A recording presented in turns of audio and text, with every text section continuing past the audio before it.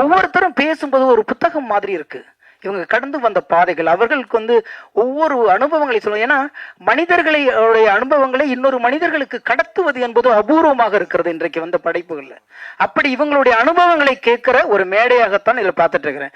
எந்த அளவுக்கு தன்னுடைய பழைய உறவுகளையும் நட்புகளையும் அவர் விடக்கூடாதுன்னா என்ன அண்ணன் செலீன் அவர்கள் அழைச்சிருக்காரு. தஞ்சாவூர்லேருந்து இதுக்குன்னு வந்திருக்காரு. அவர் தான் என்னை சென்னையில் கொண்டாந்து வைரமுத்துட்டு சேர்த்து விட்டவர்.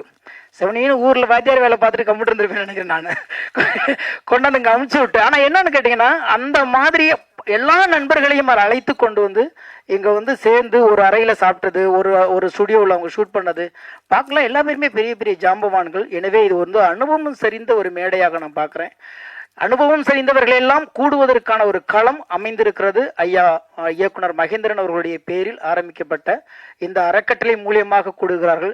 எனக்கு என்னவோ இந்த இன்ஸ்டியூட்ல இந்த மாதிரி மாதம் ஒரு நிகழ்வு நடத்தி இவங்களுடைய அனுபவங்களை சொன்னாலே பின்னவர்கள் வருபவர்களுக்கு, இனிமேல் சினிமாவுக்குள் வருபவர்களுக்கு சினிமானா என்ன, உழைப்புனா என்ன, நேர்மைனா என்ன, படைப்புனா என்ன, எவ்வளவு தூரம் ஒரு வெற்றிக்காக கடக்க வேண்டியிருக்கிற இந்த அனுபவங்களே கூட அடுத்த தலைமுறைகளுக்கு கடத்தணும் அப்படிங்கம்னா இந்த மாதிரி ஒரு நிகழ்வை தொடர்ந்து இந்த இன்ஸ்டியூட்ல நடத்துனீங்கன்னா என்னை போன்றவர்கள், எனக்கு பின்னால் வருபவர்களுக்கும் இது மிகப்பெரிய பாடமாக இருக்கும் என்ற நம்பிக்கை இருக்கிறது.